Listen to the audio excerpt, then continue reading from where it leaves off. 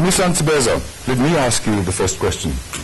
We've had a lot of policemen in front of the Amnesty Committee. We've had a lot of evidence in the human rights violations hearings about the police and the security police. Where is the military in all this? Why haven't we made a breakthrough into the military? Well, there are several reasons why we haven't. I think one of the reasons is that we don't have the capacity to investigate as much as we would want to. Is that a flaw? Can't you correct that?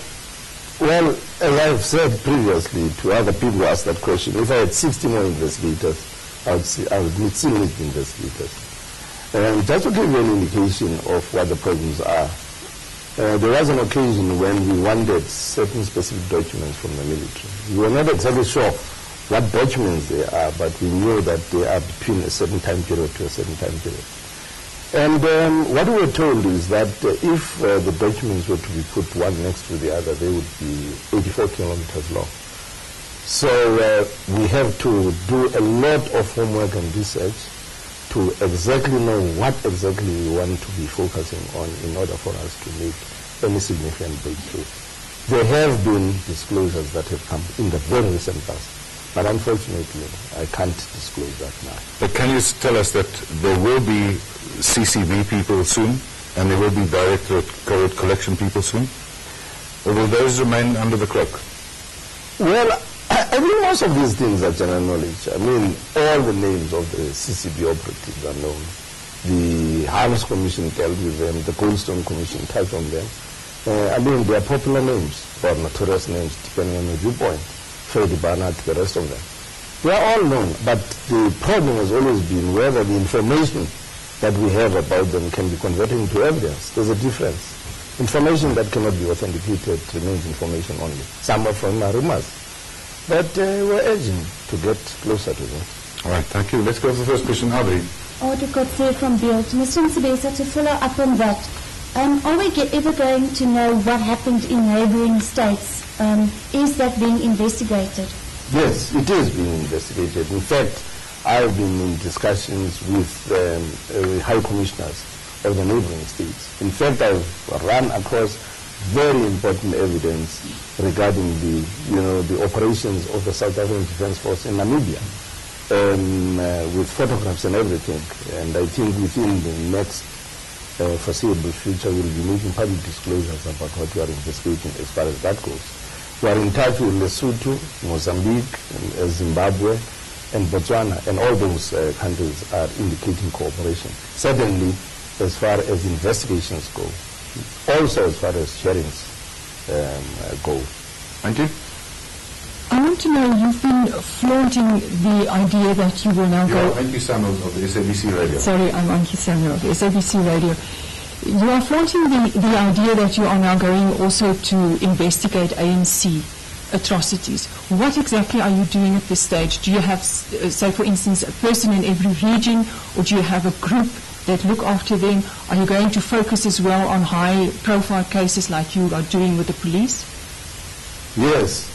I must correct a view that we have not been doing any investigations of those human rights violations cases that have been brought to our attention relevant to ANC people.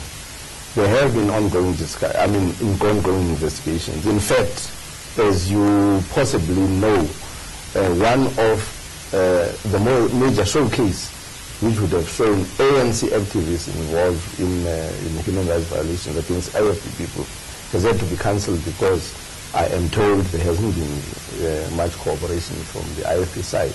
But besides that, the Section 29 inquiries, which are the in-camera inquiries, are being reviewed in the light of the AD decision. The AD decision does not only require us, to give people adequate notice. It now requires us to give them all the information at our disposal. And I'm asking as an investigator whether it makes sense to make available all of your information for purposes of investigations. We are looking at the idea of using Section 29 to subpoena people but bring them to a public hearing. But you've worked well with the Attorney Generals in pushing people to come forward and apply for amnesty. in the case of the police, and you are also working with the Defence Force, you don't get that idea that there's a concerted effort to push the ANC to apply for amnesty? No, on the contrary. I mean, when we went to Cape Town just about a month ago, I think, to clear certain things about the whole conceptualization of the just war and what have you, they made very clear there that they are compiling a very consolidated list of people who would be applying for amnesty. There's no question of it. They are coming. But we are proactive.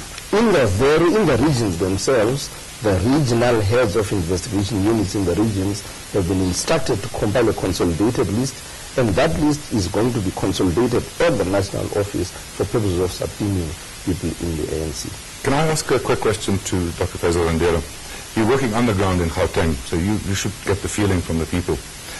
There's been a lot of criticism, especially from the National Party, that the Truth and Reconciliation Commission is not contributing to reconciliation. It's concentrating on one side, and the reconciling is not happening. Is your experience that there is a measure of reconciliation coming through the last year of hearings? Max, certainly as we go through the small towns and townships of the area that we're covering, and recently we've also started targeting schools. The impression that I'm coming away with is that it's a very mixed bag at the moment. There's anger on the one side, and one particularly feels that in the small towns in the Western Transvaal that we visited last year and also in this year. And the Afrikaner community, one gets the impression, is feeling particularly targeted. And it's understandable. I mean, if you're on television every day, if you're on the newspapers every day, where members from your particular community seem to be the ones that are appearing for amnesty applications particularly. I'm not talking about the human rights violation side. We've tried as much as we can when we choose the cases for human rights violations hearings to try and be as even-handed as possible in the cases that we choose. But clearly, young people as well as adults. I want to give the example of I was in Klerksdorp over the weekend, and my son was playing in a tennis tournament. One of the parents was from Vicksburg, and he brought up this issue once again to say, we are feeling that the Truth Commission is actually polarizing the situation rather than reconciling. And I think that is a difficult one. But in some ways, people are also saying that we didn't know about what was happening. Yes, we may well have supported the government of the day, but we clearly did not know the depths to which certain arms of government were committing human rights violations in this country. But there's also a school of thought that says reconciliation lies in the fact that the victims can actually speak in front of the nation and reconcile themselves. It's not entirely a white-black thing or a former government and victim thing. Reconciliation could mean victims get the truth out, speak in front of the nation, and make peace with it. Is that your thinking also? No, that again is I agree with that. But what we're finding from the victim side is that at the same time, whereas many people, particularly the ones who come to the hearings and are able to speak about what happened to them, at every hearing, and I think this is one of the weaknesses of our process. You mentioned the process early on, that we've had 8,500 statements through the human rights violations statement gathering process, and we hope to gather many more. But only 1 out of 7, 1 out of 10 of those people are getting the opportunity of appearing and talking to the nation, so to speak. The rest of them are speaking to statement takers, and yes, there is some catharsis taking place there, but at the same time, there's always the question, why are we not speaking to the nation as well? So there's that disappointment on the part of the victim. And of course, people are, there is this balancing, or on the one side where perpetrators appear to be given amnesty, and on the other side nothing seems to be happening with regard to reparation. Yeah, we'll get to that. And that is causing its own anger as well. And it has an impact on reconciliation. We can't deny that. Okay. Gail Regan? Reparation, exactly that.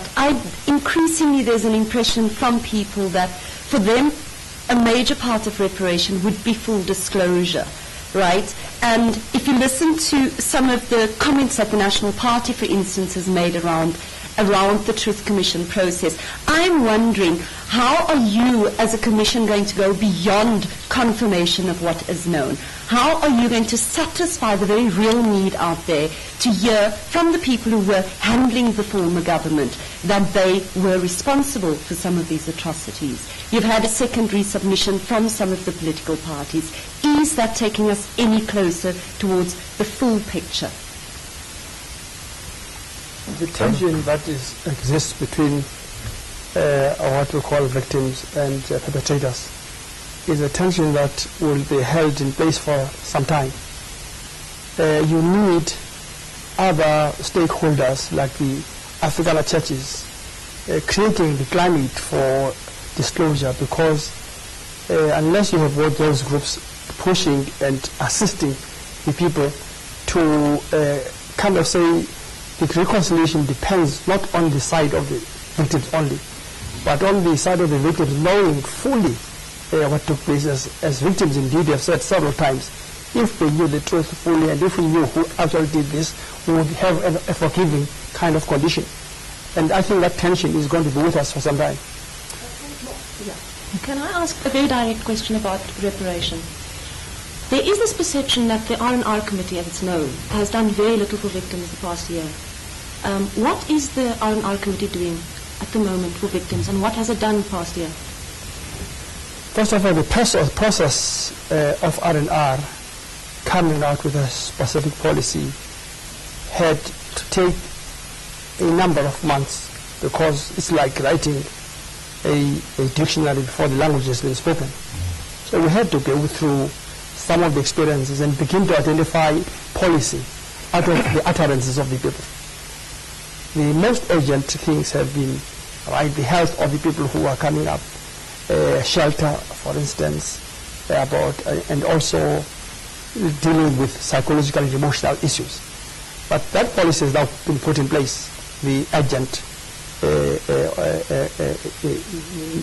interim reparations has been put in place, and our business now is to put it forward to the implementing body with the government so that they can actually comment on it.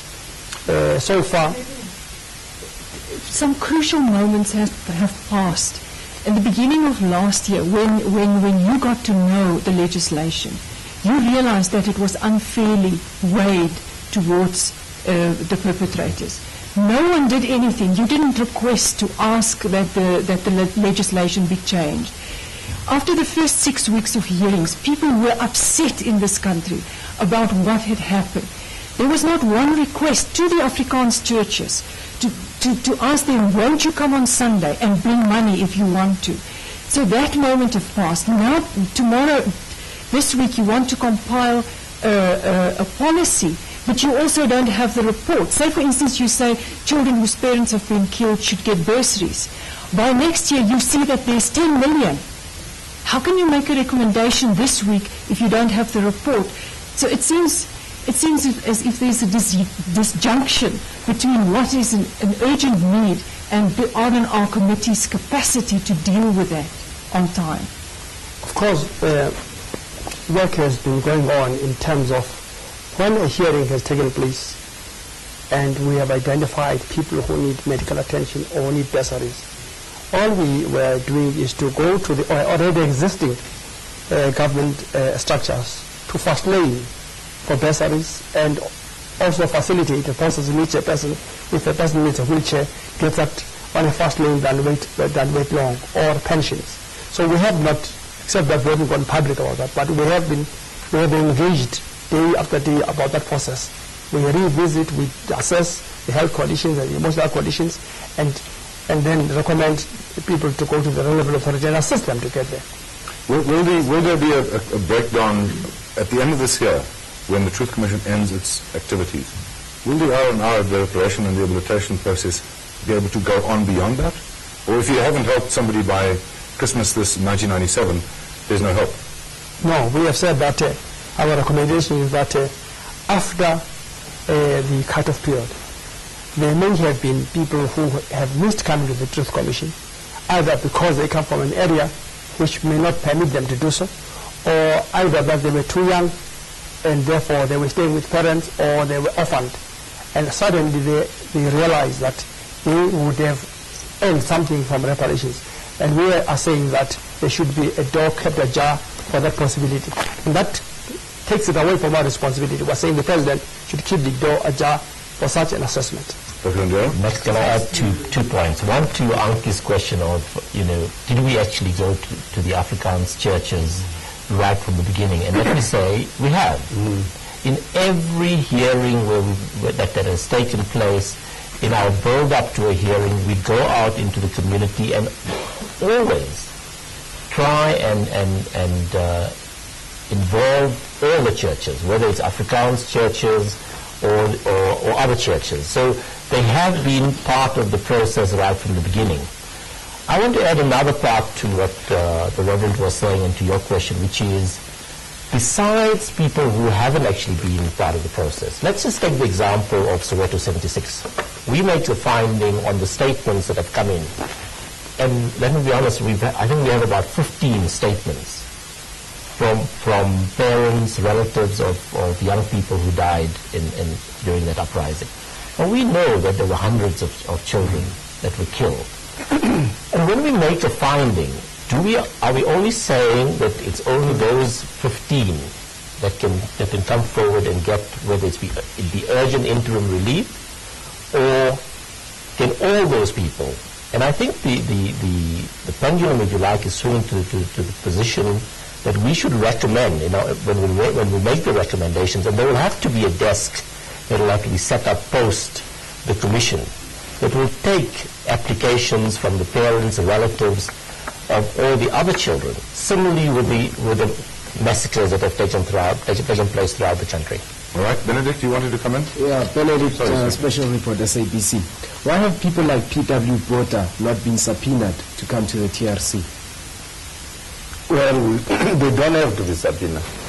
You see, I think the whole idea of, subpoenaing people is only for purposes of investigating and information gathering, for purposes of gathering information. And the view is that if you can gather the information other than calling people by way of a subpoena, the end result is the same. There is a sense in which, and I will be open about it, there's a sense in which, the leadership of the commission, and we were carried along with it, felt that we should take into account the age of the person. It's like the same position that I've taken into account whenever people have been saying, why have you not subpoenaed Katie Matanzi? Sure. Are you then not neglecting the victims of that era? No, I don't think so. Because the intention, and especially if you look at the other side of what the Truth and Reconciliation Commission is about, I don't think the purpose is to humiliate P.W. Botha. The intention is to get information from him, which it would be possible to get from him if we adopted the same strategy. Let me give you an example, and this is the example that the Archbishop gave. When President Nelson Mandela went to see P.W. Botha, P.W. Botha made it very clear that he's going to have nothing to do with the commission. And that was when he was being approached by the man himself, by the president of the country. He just did not cooperate. So but the approach that was adopted by the Archbishop, with all its flaws, from the point of view of those who think that we are adopting a soft approach, produced the results. Not only did we meet with Peter, we had sworn that he was not going to meet with the Truth and Reconciliation Commission. He met us, he gave us a statement, we have gone back to him for further clarifications, and we are getting the information that we wanted by adopting another Why aren't you making it public? This is all in time, all in good time. On a good time, the Trade Commission is not about to on whose decision? This is meant to be a transparent process. It's meant to be for the people who this whole thing about deprived. transparency, please, Gail, this whole thing about transparency doesn't take into account the processes. Commissioner Mfezens are still on, Sophie. Commissioner Mfezens are still on the issue of transparency. Will the Commission avail the names of the spy that the 5 policemen spoke about, because that's the public interest. The right to know also has to be respected in the Constitution. Now, the first thing that I must ask is, why is this information suddenly important? That's the question. I'm not saying we won't reveal it, but where did this thing rise? It arose in the context of an amnesty application. And the names were mentioned by the calling 5 in that context. And the ruling was made by the Amnesty Committee. And I stand by that ruling. Because the committee made it very clear that for present purposes, for their purposes there, it was irrelevant. And you don't admit evidence that is irrelevant. What we have now done is we are going to investigate, this is what lies in my domain. We are going to follow up the question of who the names are. But can you imagine, if those people say, for instance, we heard from somebody and somebody that the names are so-and-so, so-and-so. Mandela was one of our informers. Do you think we are just going to make that public? Just to add to the headlines of the Pretoria News today is that these people are actually probably going to refuse. They are feeling that they don't want to give the names. And we may well get to a situation, even if they are subpoenaed, according to the lawyer who represents them, that they don't want to release the names because of the very reasons that have been mentioned previously. Now, of course, that may result in them contravening the very act that we are functioning under. What does that suggest? Full disclosure. And Moshikane said, the townships are sitting full of informers that want to be integrated into the communities. Can you take this thing? Can you put it in its proper context? And can I just indicate the process that we possibly will follow? One will subpoena these people. Because this public outcry, speaking for myself, I think it's totally irrelevant for purposes of that amnesty application. But there's now a public outcry. We are a public institution. We must respond to the demands of the public. We'll subpoena these people. They will come in. Let's say they say we are not going to disclose those names. Then we are going to invoke Section 31 of the Act, compelling them. That's also very dicey, incidentally, but I won't go to the legal gymnastics of that. We'll compel them, and assuming they say 6 of the names are so-and-so, so-and-so, so-and-so, so-and-so, so-and-so, that will not be the end of the story.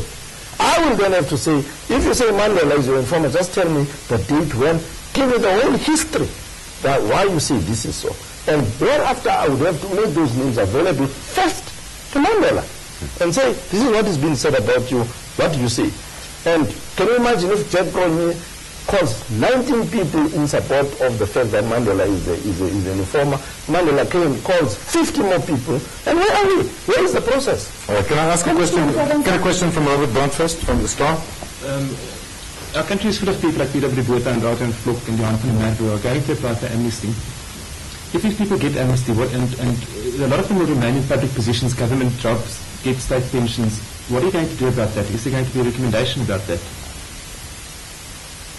Robert, to be totally honest with you, we haven't got round to actually discussing what recommendations go through to government. I think if one can learn from other countries, and certainly in the Chilean Truth Commission, they took the position that the recommendations that went forward was that people should not hold public positions where they were involved in gross human rights violations. Even if they were fighting a just war.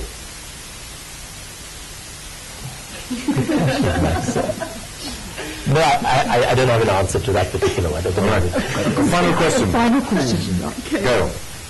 The bottom line is that people need material reparation out of this process. Okay, every time you go into dusty dorpies, you see that people don't have work, they don't have homes, they're not getting decent education. There's major tension in your commission about commissioners earning judges' salaries, going the gravy train route, going off to Norway. ultimately, Reverend Kundu and Dr. Andera, what are you going to recommend to government to reconstruct, to make better people's lives? All right, we have about a minute. Now we have a policy which we have just come up with, which we are going to present to the President, which actually deals with issues of material reparation, which deals with issues of restitution on areas where there's urgent need. And once that document has been finished, it's going to be presented. And out of that, you're going to come out with specific people being addressed. We have also said that there should be, for accessing accessing all what are provided by the state, like pensions and so forth, there's an amount of money which should be given to people, or they should be able to travel to get access to those things.